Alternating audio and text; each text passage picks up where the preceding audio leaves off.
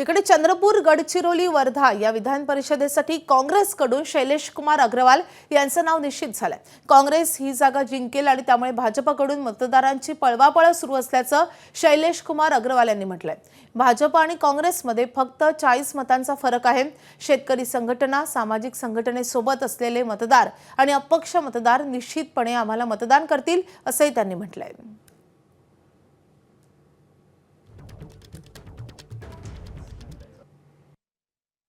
40 मतांचं फक्त अंतर आहे आणि यात भाजपला चांगल्याने माहिती आहे की शेतकऱ्यांसाठी काम करणाऱ्या संघटना आहेत, विविध सामाजिक संघटना आहेत आणि काही अपक्ष आहेत।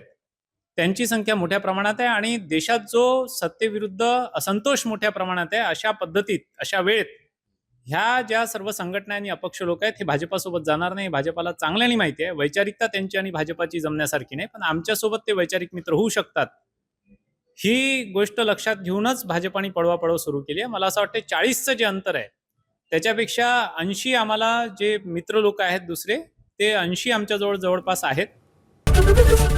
एबीपी माझा, उघडा डोळे बघा नीट।